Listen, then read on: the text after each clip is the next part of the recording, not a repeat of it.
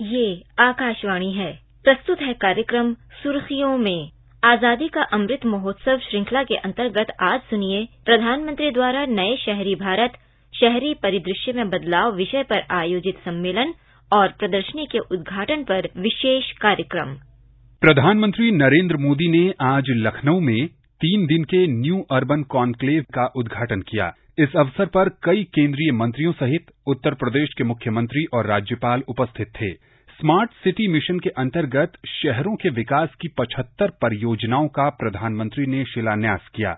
उत्तर प्रदेश के 7 शहरों में इलेक्ट्रिक बसों को भी प्रधानमंत्री द्वारा शुरू किया गया।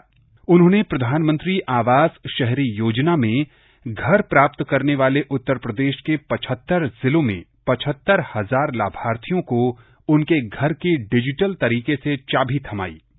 इस अवसर पर अपने संबोधन में प्रधानमंत्री ने कहा कि प्रधानमंत्री आवास योजना से बड़ी संख्या में आर्थिक रूप से पिछड़े परिवारों को उनका पक्का घर सुनिश्चित हुआ है। शहरों में भी व्यापक स्तर पर इस योजना के तहत लाभार्थियों को उनका आवास मिला है। पहले की तुलना में घरों का व्यापक निर्माण हुआ है। शहरों में लगभग 1 करोड़ 13 लाख से भी ज्यादा घरों का निर्माण इस योजना के अंतर्गत किया गया है, जिनमें 50 लाख आवास तो जरूरतमंद परिवारों को प्राप्त हो चुके हैं। प्रधानमंत्री ने कहा कि 3 करोड़ ऐसे परिवार जो पहले झुग्गियों में रहते थे और उनके पास पक्की छत उपलब्ध नहीं थी। प्रधानमंत्री आवास योजना में 3 करोड़ घर बनने से अब अपना घर पाकर वे लोग लखपति बन चुके हैं।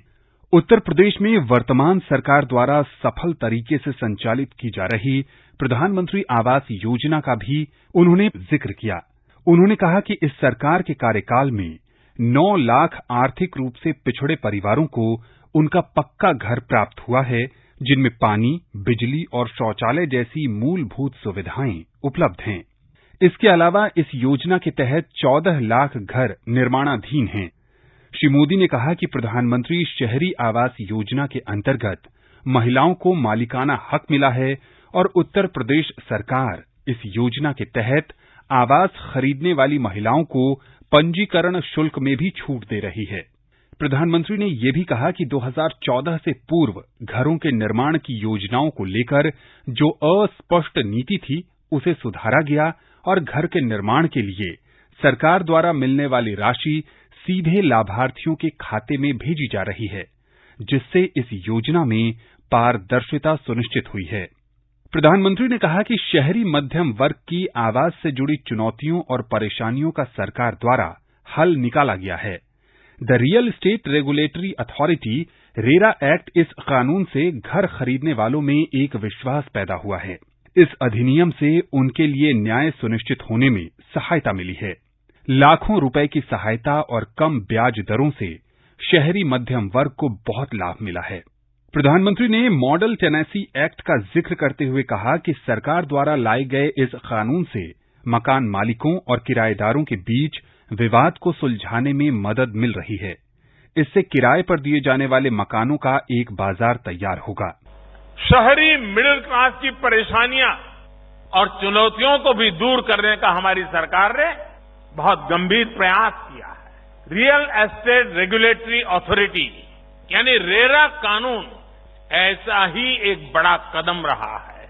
इस कानून ने पूरे हाउसिंग सेक्टर को अविश्वास और धोखाधड़ी से बाहर निकालने में बहुत बड़ी मदद की है।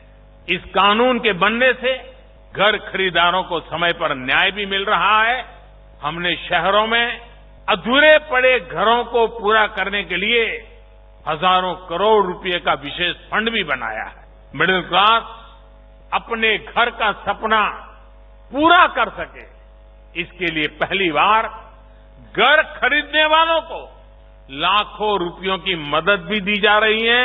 उन्हें कम ब्याज दरों से भी मदद मिल रही है। हाल ही में मॉडल टेनेंसी एक्ट भी राज्यों को भेजा गया है।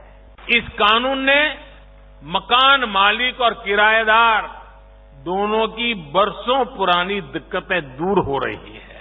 इससे किराए का मकान मिलने में आसानी भी होगी और रेंटल प्रॉपर्टी के बाजार को बल मिलेगा। अधिक निवेश और रोजगार के अवसर बनेंगे। प्रधानमंत्री ने स्वच्छ भारत मिशन शहरी और मिशन अमृत अभियानों का जिक्र करते हुए कहा कि शहरों में व्यापक स्तर पर शौचालयों का निर्माण हुआ है। शहरों का कचरा जो पहले 18% तक ही रिसाइकिल हो पाता था, अब वो 70% के लगभग रिसाइकिल और प्रोसेस किया जा रहा है। बीते वर्षों में शहरों में 60 लाख से ज्यादा निजी टॉयलेट और 6 लाख से अधिक सामुदायिक शौचालय बने हैं। 7 साल पहले सिर्फ 18% कचरे का ही निष्पादन हो पाता था, वो आज बढ़कर 70% हो चुका है। अब स्वच्छ भारत अभियान 2.0 के तहत शहरों में खड़े कूड़े के पहाड़ों को हटाने का अभियान भी शुरू कर दिया गया है। उन्होंने कहा कि शहरों में पुरानी 90 लाख स्ट्रीट लाइट्स को बदलकर LED लाइट्स लगाई गई हैं। इनसे शहरी निकायों की 1000 करोड़ रुपए की बचत हुई, जिसे दूसरे विकास कार्यों में लगाया जा रहा है। उजाला योजना के तहत आर्थिक रूप से पिछड़े परिवारों को 37 करोड़ LED बल्ब वितरित किए गए हैं। इनसे इन परिवारों की लगभग 24,000 करोड़ रुपए के बिजली बिल की बचत हुई है। शहरों की भव्यता बढ़ाने में एक और अहम भूमिका निभाई है LED लाइट से। सरकार ने अभियान चलाकर देश में 90 लाख से ज्यादा पुरानी स्ट्रीट लाइट्स को LED से बदला है।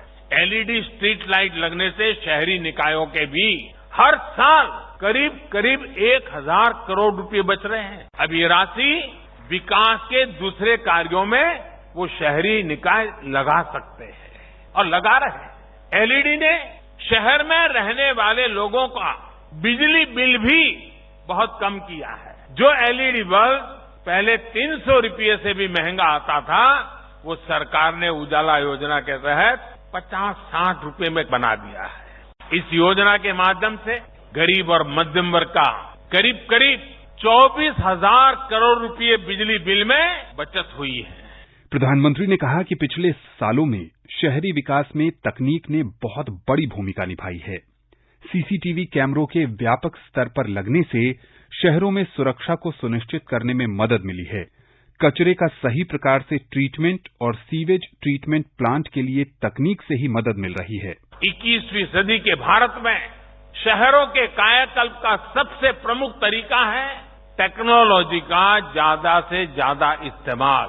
शहरी क्षेत्र में बहुत बड़ा परिवर्तन टेक्नोलॉजी से आया है।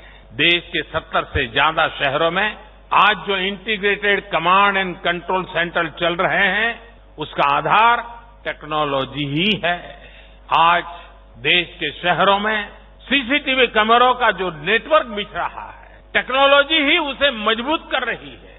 आज भारत के शहरों में हर रोज जो हजारों टन कूड़े का निस्तारण हो रहा है, सड़कों के निर्माण में लग रहा है, वो भी टेक्नोलॉजी की वजह से है।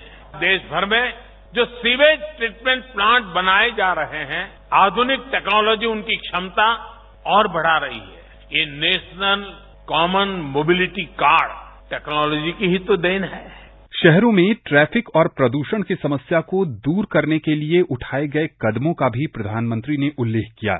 उन्होंने कहा कि शहरों की परिवहन व्यवस्था को और मजबूत करने के लिए शहरों में मेट्रो रेल सेवा का लगातार विस्तार हो रहा है। 100 से ज्यादा शहरों में इलेक्ट्रिक बसों का लक्ष्य और उड़ान योजना शहरों के विकास को गति दे रही है। उन्होंने कहा कि शहरों के विकास को लेकर चलाई जा रही परियोजनाओं से एक तरफ विकास तो सुनिश्चित हो ही रहा है, साथ ही रोजगार के भी अनेक अवसर बन रहे हैं। उन्होंने कहा कि शहरों के विकास को लेकर चलाई जा रही परियोजनाओं से एक तरफ विकास तो सुनिश्चित हो ही रहा है, साथ ही रोजगार के नए अवसर भी सृजित हो रहे हैं। अभी आप सुन रहे थे प्रधानमंत्री द्वारा नए शहरी भारत शहरी परिदृश्य में बदलाव विषय पर आयोजित सम्मेलन और प्रदर्शनी के उद्घाटन पर विशेष कार्यक्रम। ये कार्यक्रम आकाशवाणी के समाचार सेवा प्रभाग द्वारा प्रस्तुत किया गया। इसे आप हमारे mobile app news on AIR और YouTube channel news on AIR official पर भी सुन सकते हैं। इस कार्यक्रम के संबंध में अपनी प्रतिक्रिया आप हमें ईमेल कर सकते हैं। पता है airnsdtalks@gmail.com। ये कार्यक्रम फिर से सुनने के लिए लॉग ऑन करें हमारी वेबसाइट newsonair.nic.in।